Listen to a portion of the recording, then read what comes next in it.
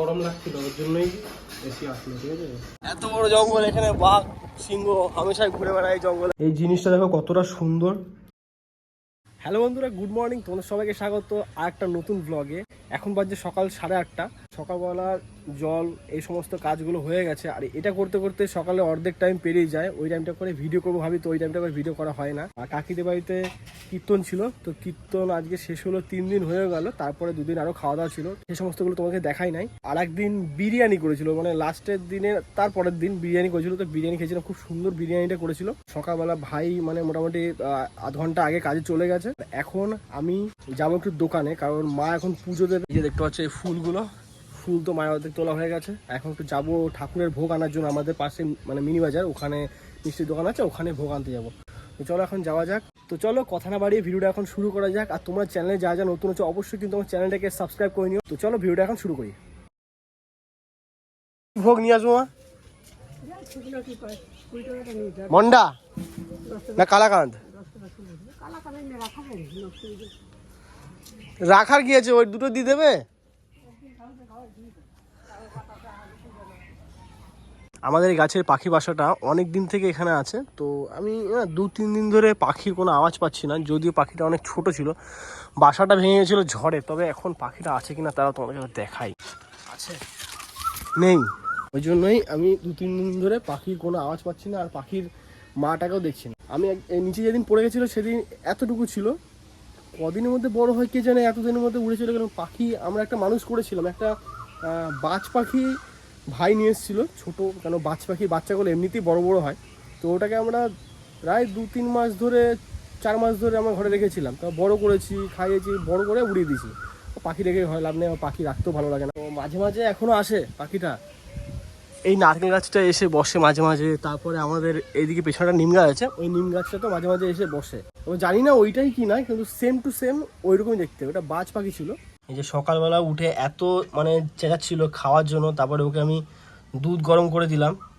রাত্রেবেলা মা দিয়েছিল দুধ, ওর খাওয়া হয়ে গেছে, তবে আমার এখনো খাওয়া হয়নি। প্রচণ্ড খিদে পেয়ে গেছে। দেখো তোমাদের টাইমটা দেখাচ্ছি, কটা বাজে, 9:40 বেজে গেছে। ঠিক আছে, আর প্রচণ্ড খিদেও পাচ্ছে, কন্টিনিউ আমি ঘেমে যাচ্ছি, দাঁড়িয়ে আছে ঘেমে যাচ্ছি কন্টিনিউ। আর এই যে মা এরপরে পুজো দেবে, তো পুজোর জিনিস এই যে আয়োজন করা হচ্ছে। তো চলো এখন ঝটপট করে যাই, আমি আগে গিয়ে ঠাকুরের ভোগটা আগে কিনে নিয়ে আসি। এই জিনিসটা দেখো কতটা সুন্দর।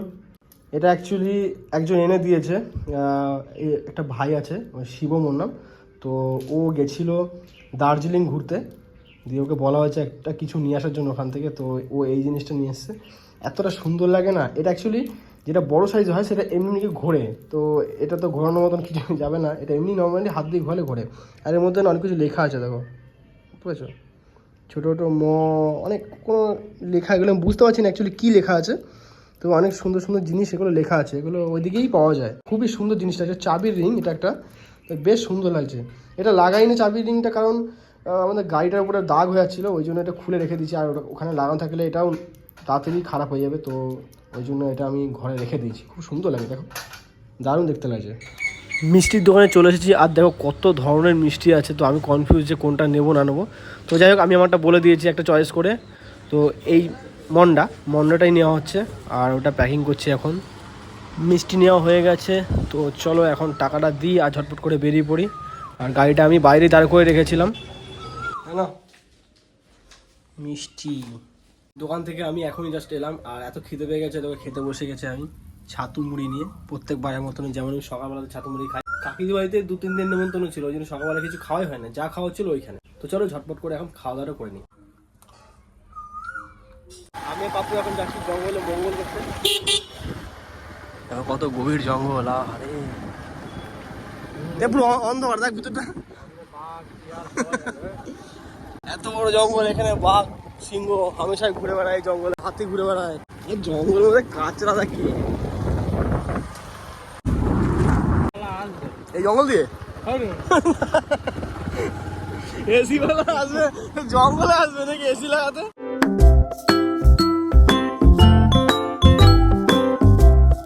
গাছে নতুন নতুন পাতা হচ্ছে, তো দেখতে কিন্তু খুবই সুন্দর লাগে। দেখো চারিদিকটা কতটা সবুজ আর হেভি সুন্দর লাগে দেখতে। এখন রিসেন্টলি তো এখন সব গাছে নতুন নতুন পাতা হবে, আর তো পুরোটাই বাগান। এটা হচ্ছে পুরোটাই শাল বাগান। আমরা এসছি এই দিক থেকে, আর এই থেকে বেরোনো যায়, এদিকে আদিবাসী পাড়া আছে, একটুখানি গেলে হয়তো তোমরা দেখতে পাচ্ছ ঘর বাড়ি দেখা যাচ্ছে। খুব সুন্দর কিন্তু জায়গাটা। আমি বাপু এখন এখান থেকে বেরিয়ে যাব, আর রোদ দিচ্ছে হালকা হালকা, বেশ ভালো লাগছে। তবে গরমটা আছে, অনেকটাই আছে গরমটা। এখন আমি বাপু দাঁড়িয়েছি একটু আখের রস খাওয়ার জন্য, আর এখানে দাদা বসে প্রায় দিন, খাওয়া হয় না কখনো, তো আজকে খাচ্ছি।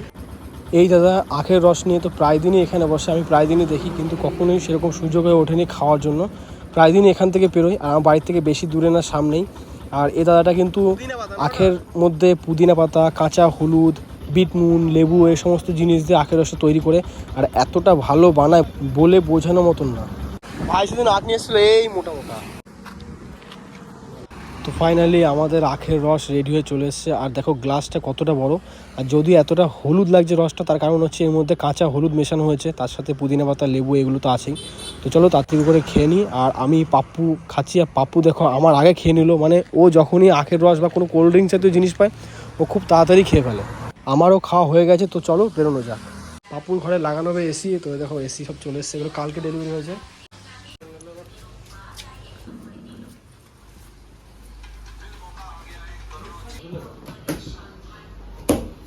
তোমার কাছে একটা জব স্টার্ট পিন আছে, দেখো কি আছে? Job start pin.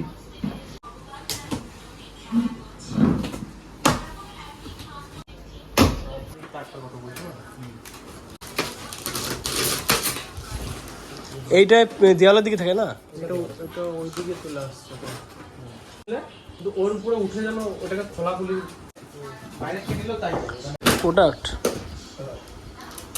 ফুল ঠান্ডা হয়ে যাবে বাপু এবার। দেখো সাবধানে, ঠিক আছে উপরে তুমি যেখানে বসে আছো ওইখানটা করে করলে হতো না? ফোনটা ঠিক করে ধর, ফোন টানা হয়ে গেছে। কি ওর ওর ভাইকে মনে হয় পাঠাবে ভিডিও করে আর কি। ও বাপুর ঘরে ফাইনালি এসি লেগে গেছে। এরকম ভাবে মুখ কালো করে তাকিয়ে কালো লাগবে। ভেতরে এসি লাগানোর কাজ কমপ্লিট হয়ে গেছে, এখন বাইরে যে আউটারটা আছে ওটা লাগাতে হবে। বেশি হবে লেখা থেকে ওই 25 কিলো হচ্ছে এটার ওয়েট, আর টোটাল প্যাকেটিং উইটিং নিয়ে 30 কিলো। কালো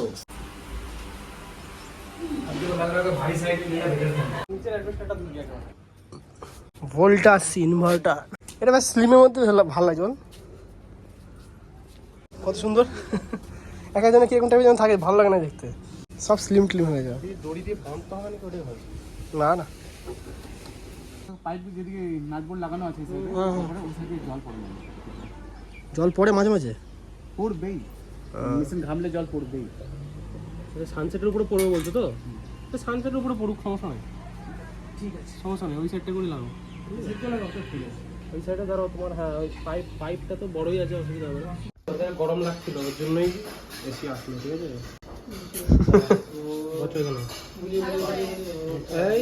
টুপি খুলে যাচ্ছে গোপালের, মুকুট খুলে যাচ্ছে, বেশ ভালোই দেখতে, সুন্দর, কত সুন্দর। এসি লাগানো কমপ্লিট হয়ে গেছে, আর এখন বাড়ি যাচ্ছি। বাড়ি গিয়ে এখনো স্নান করবো, কারণ এসছি সেই 11:30টার সময়, তারপর তো এখনো স্নান টান কিছু হয়নি। আর এই ভিডিওটা এখানে এন্ড করছি। ভিডিওটা তোমাদের কেমন লেগেছে অবশ্যই কিন্তু আমাকে কমেন্ট করে জানাবে। যদি ভিডিওটা ভালো লাগে ভিডিওটাকে লাইক করবে, চ্যানেলে যারা নতুন হচ্ছে অবশ্যই আমার চ্যানেলটাকে সাবস্ক্রাইব করে নিও। তো চলো তোমার সাথে দেখা হচ্ছে নেক্সট ভিডিওতে। তোমার সুস্থ থেকো, ভালো থেকো, এখন মতন টাটা। কুকুর আসছে, কুকুরের ও কুকুরের ভয় অবস্থা দেখো কি হয়ে গেছে। এই যাবি না কাছে, একদম না।